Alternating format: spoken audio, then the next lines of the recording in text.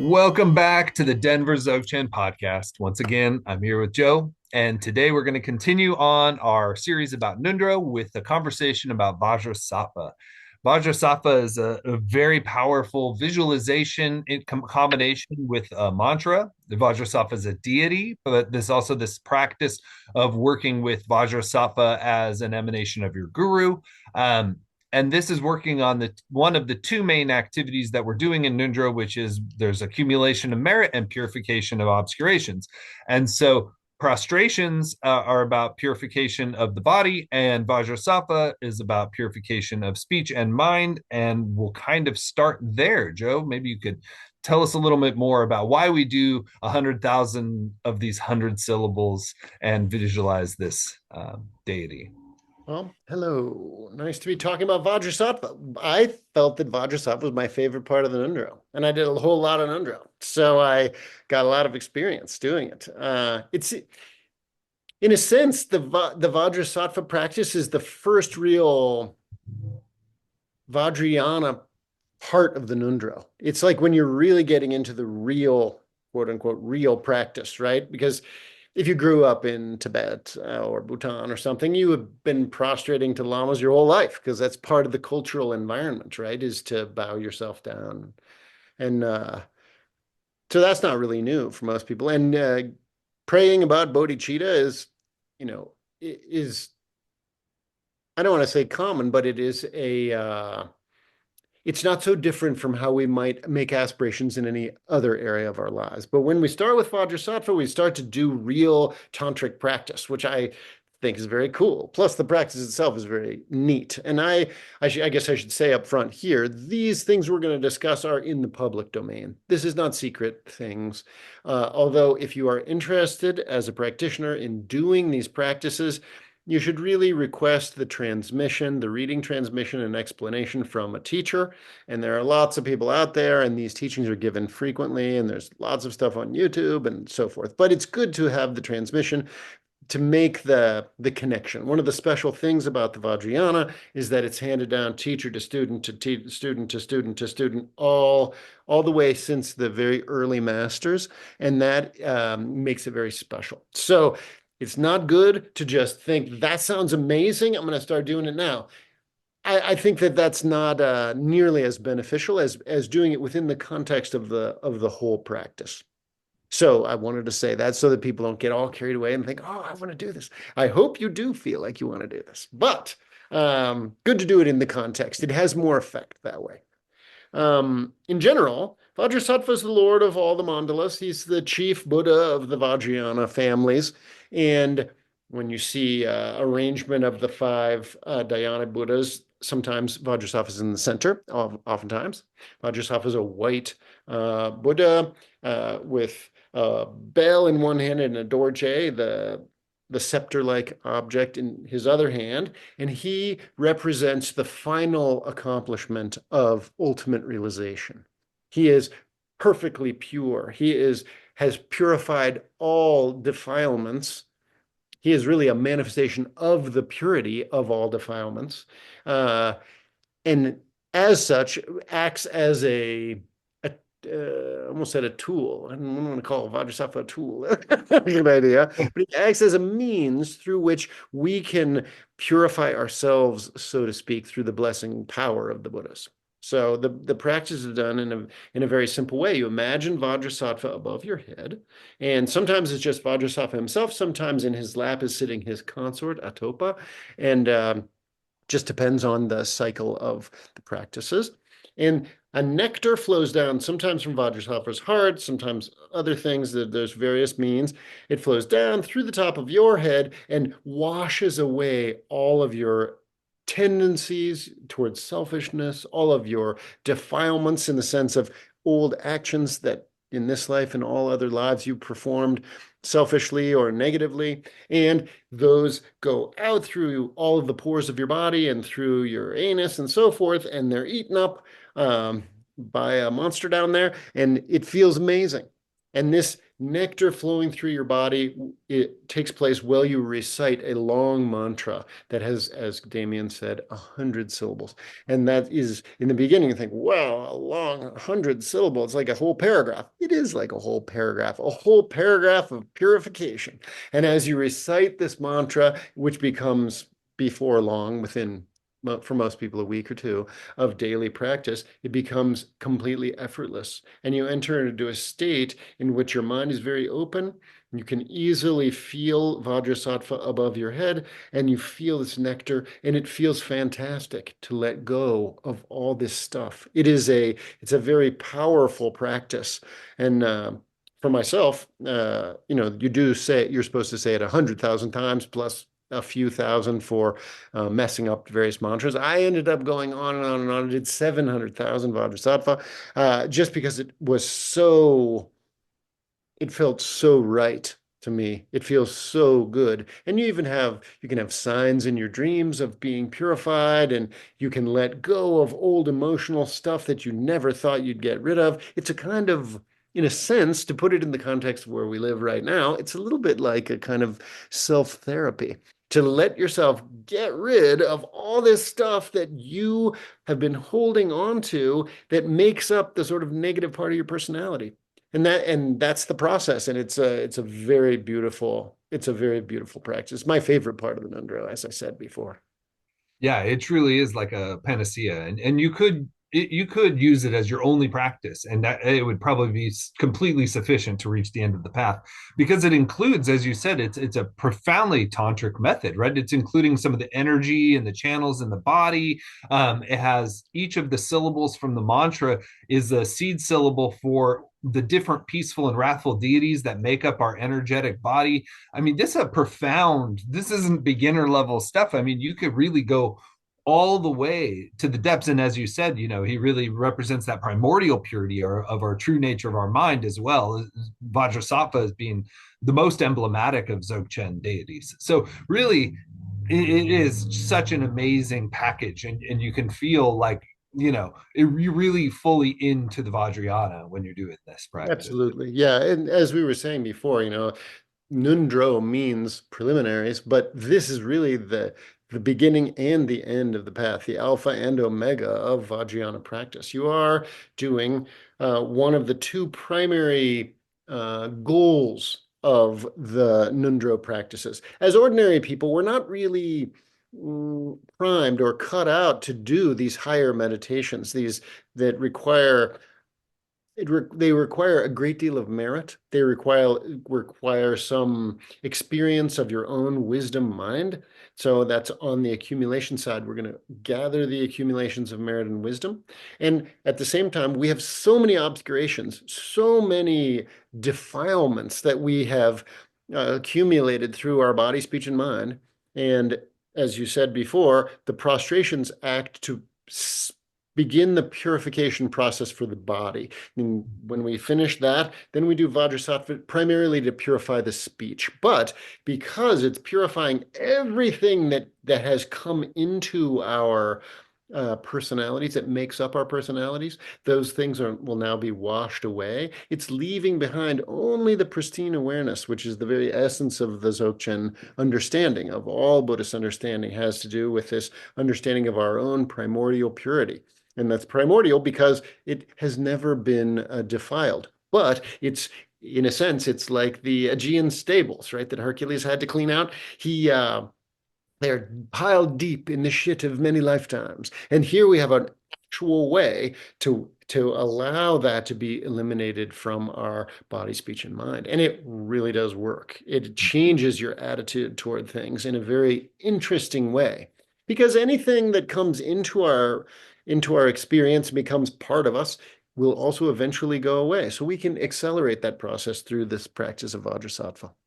Yeah. And when you do intensive mantra practice like this, it also has some of that effect I've talked about in past episodes where you really kind of exhaust your speech a little bit. So you'll notice often, I noticed that my mind would get very clear and quiet from doing a lot of Vajrasattva because we're just so used to talking to ourselves, and you kind of wear that mechanism out by saying this mantra over and over and over again. I'd even wake up in the middle of the night saying the mantra when I was doing my accumulations. It kind of replaces that chatter that's just like constantly there, and it's sort of putting this new level of sound into your mind, which really has a profound effect on, as you said, it changes you permanently. Yeah.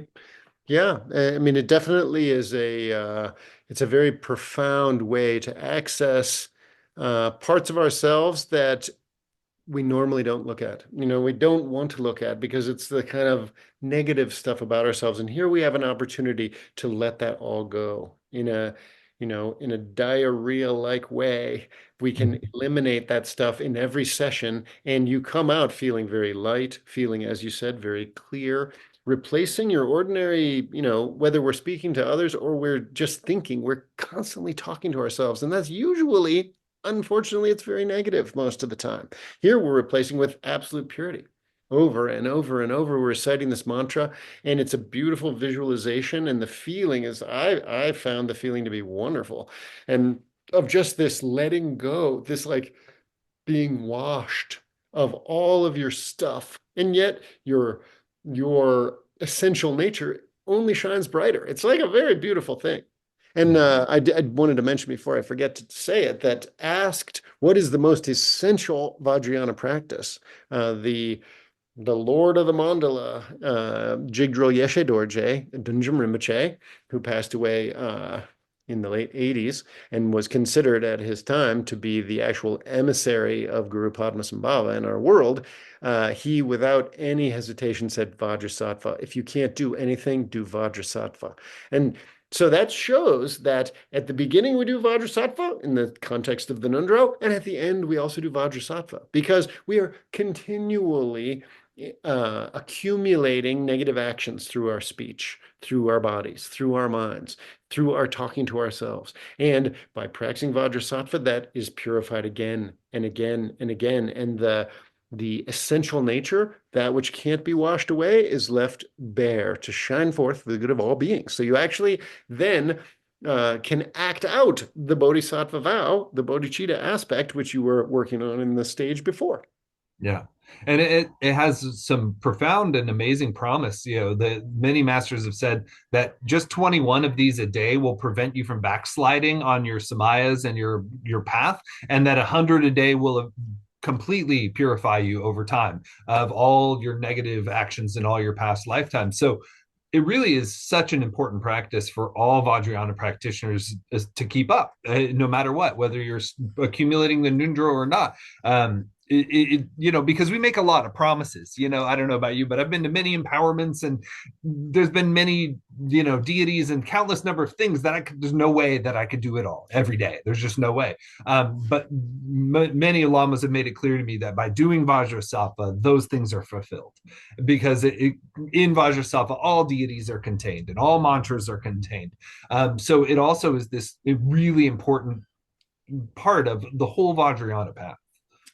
I think that's very nicely said and crucial to understand, because not all of the people listening here are contemplating doing the Ngondro. Many of them already finished the Ngondro many years ago, and good job. But we all should attempt to say Vajrasattva. Now, if you know the long Vajrasattva mantra, that's best. You should try to say it either in bed or before bed every night. And not only does it, as you said, 21 shores up your samayas, your sacred commitments that you make that become defiled and broken and bent out of shape simply through living, because our lives are at right angles to the path almost all the time. Not only does it fix that, so we're not carrying on each day like negative things we did previously in our body, speech, and mind, but it leaves you in a state of purity as you enter the sleep state, which brings deeper rest and greater relaxation, and a more clear mind in the morning definitely works. And I say it every night, and I find that to be excellent. And if you don't know the long Vajrasattva mantra, then you can always say Om Vajrasattva Ah or Om Vajrasattva Hum. That's like the condensed essence of the mantra. And just saying Om Vajrasattva Ah, Om Vajrasattva Ah, Om Vajrasattva Ah can be very, very powerful. And I've also run across many practitioners who, in the course of a conversation, say. They might criticize someone or talk bad about something, and due to that, having said so much Vajrasattva, they almost immediately like, oh, Vajrasattva. They're like, oh, yeah, you have a way to deal with this stuff. Otherwise, what do you do with it? You just feel badly. Feeling bad does not have any value, right? Of course, that's part of the five powers, but you don't want to deal with all your negativity only by feeling bad about yourself. We already feel badly enough about ourselves. Here we have an actual method for purifying those things on the spot. And you can feel it. You don't have it doesn't require your belief. It only requires enough belief to do it. And when you do it, then you notice. Yeah, and we can even use some of the technology that we have. Garchen Rinpoche, it was funny to hear him say that he often listens to mantras on CDs. And you don't think of a lama listening to mantras on CDs, but he said, but it helped him to perceive all sounds as mantra.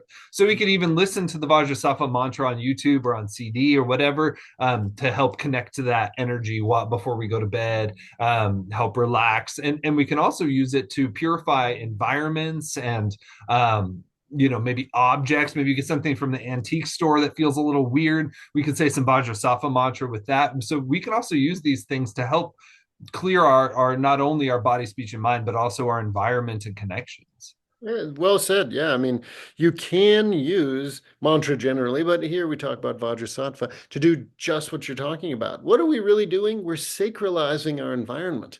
We don't want to be practitioners or special practitioners who live in a completely ordinary environment. We want to, the goal of the Vajrayana is to bring about the sacred environment in all environments. And one way to do that is through Vajrasattva. And yeah, someone gives you something, it feels funny, or from a thrift store, you pick something up, you can always say Vajrasattva and imagine that it's purified. And then only the outer shell is there and it's filled with inner light that can benefit beings, including yourself. This is just easy use of these special practices to bring about an environment in which everything is unified with the path.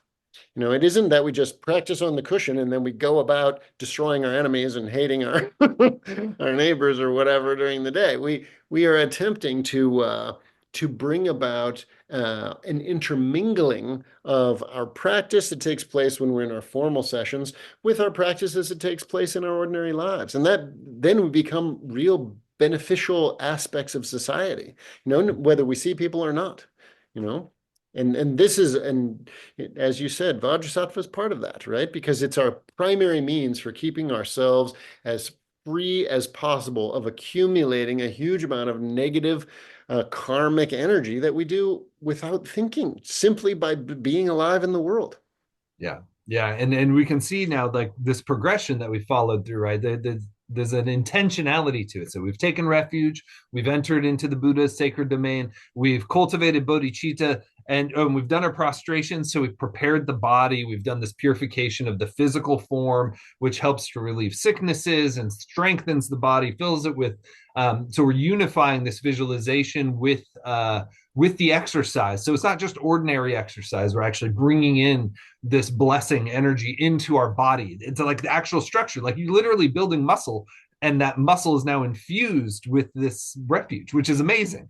And then we've cleaned up the vessel there. So now in Vajrasattva, we're really cleaning up the speech. And then the whole Ngondro kind of shifts as we move on to Mandala and Guru Yoga to the accumulation of merit. So maybe you could say a little bit more to wrap up as we shift out of the purification section and we're going to move into the accumulation section. Well, it's just like drinking tea, right? If say you're at someone's house and they say, "Would you like a cup of tea?" and you say, "Sure," and they give you the mug, but you realize the mug hasn't been washed in 3 weeks. It's got all kinds of gick in it. What's the first thing? You're not going to just pour the tea in there, right? Because then the tea becomes itself kind of polluted. So this is about washing out the cup. We get in the sink, we get the scrubber out, and little soap, and we bring out the purity so that that cup can hold pure tea, which will nourish us. In the same way, here we are, we prostrated, which not only does it purify the body, it also is the first step on, Buddhism can be described as having three aspects, right? If you believe there's a goal, which in our case is to become a completely perfected human for the good of everyone, if you believe that there's a path to accomplish that goal, which is the Dharma path itself, the Eightfold Path, and you believe there are friends who can help you, the Sangha, then you're a Buddhist. And that goes for that puts many Christians in the category of Buddhism, right? This is about purifying the vessel. So here we are kind of not switching gears entirely, but it's a progression, right? We decided we wanted to be in a world in which we were going to work on ourselves. So we can't just start building on it, right? Because anything we put into the vessel, our impure vessel of our body, speech, and mind before it's purified becomes tainted by our past actions and our confused ideas and our craziness. And here we're going to wash that away. That's what the Vajrasattva is about. And by purifying ourselves of all, on a gross level, it's like past actions and stuff that we're sorry about, right?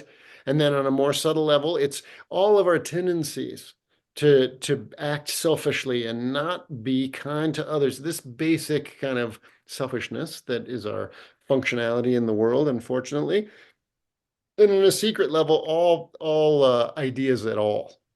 Because all conceptual notions about how things are and the solidity of objects, the existence of ourself is also purified. And you experience that through reciting this mantra and the tremendous openness that is revealed as a result of doing it. And then the next stage is the refilling of that vessel, the filling up of that beautifully clean cup with some excellent oolong tea from the high mountains of Taiwan. Oh, wait, I talk about myself here. That's what I'm into. But we fill up the vessel of our newly purified body with the blessings that we accumulate by making offerings to all the Buddhas and Bodhisattvas throughout space. And that's what the mandala offering is about, which comes next. Yeah, so we'll talk about that next time. And there's one more thing I wanted to mention, that when I was doing my first round of Ngondro, one thing that happened to me, and it maybe happens to a lot of people, is that while you're doing the Vajrasattva, things may come up in your history of errors you've made, harm you've done to people, mistakes you've made. Most of us hold some of these in our heart, right? We have things that are like, fuck, man, I wish I never did that. This is an excellent practice to work through those things, to let them go, so we can use it in a targeted way as well. We can really say to Vajrasattva, representative of our highest and best self, this was stupid. And this was driven by ignorance and desire or hatred. And man, never do it again. And may it be completely removed from my mind stream so that that tendency to behave that way is completely gone. And that is so healing and transformative. This is confession, right? In Christianity, it really has this, it's really useful to be able to have a method for dealing with the mistakes we make, because we have them, and everybody knows that you make these mistakes, they haunt you. And so this can really help you let them go permanently. And many people, we all have things, just like you said, that we're carrying around. And sometimes they're not even from this life, right? They could be from past lives that of just something wrong. This gives you the permission to let go of that. Vajrasattva is going to purify you. And when that happens, it's like a new you. A new, lighter, more free being is released. And that makes your life better. It has a definite positive effect on your life in every way, not only for the future, but right in the moment of doing it. You just feel more diaphanous, more free of all this garbage that you did through your selfish actions. And it's like self-therapy in a certain sense, but in not just talking it out, but actually washing it away. It's very potent. I recommend it. Yeah, it's using, again, these karmic principles are built into this. It's not just like imagination, as I said in the last episode, that bodhicitta is using the karmic energy by setting an intention and then doing an action with that intention, which creates a very specific type of karma.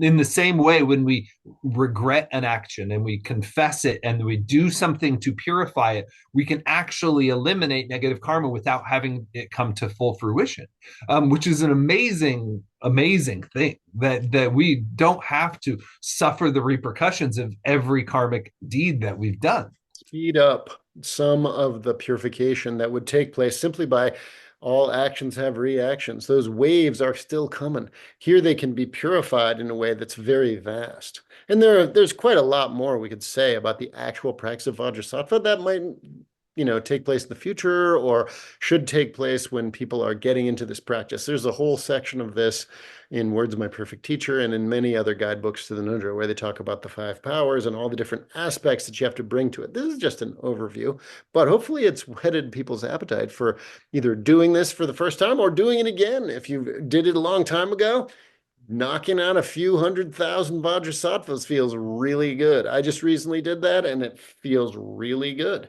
So yeah, I recommend this practice highly. Yeah, and one final thing is it's also a healing practice, right? One of the first things you can do when sickness strikes is Vajrasattva, because sickness is always the result of negative karma and negative misdeeds. So we don't necessarily need medicine Buddha or a very specific healing practice. This, one of the I've heard that in Tibet, this is the go-to. When somebody is sick, they just go straight to Vajrasattva because some negative deeds are behind the sicknesses we experience. Well said. And another aspect that we don't always think of. But yeah, I mean, these practices they're multifold. They have benefits for our so-called spiritual life, our inner emotional life, and also how we act in the world, and even practicality things like, purifying a mattress that you bought on eBay, or getting over a sickness, speeding up the purification that's taking place when you're sick, which can be really, really great. So yeah, well said. I'm glad you brought that up. All right. Thank you, Joe. And thank you, everybody, for listening to our little podcast. And as always, please like, subscribe, share all those things, tell your friends. We appreciate all of you that listen and participate. Please reach out to us if you're interested in our Tuesday night practice group. You can go to the website, denverdzogchen.com. There you can find links to all the things you need. And also, if you have questions for us or suggestions for topics, feel free to email those in, and have a wonderful day and may you be blessed. All the best to you. Be well, everyone.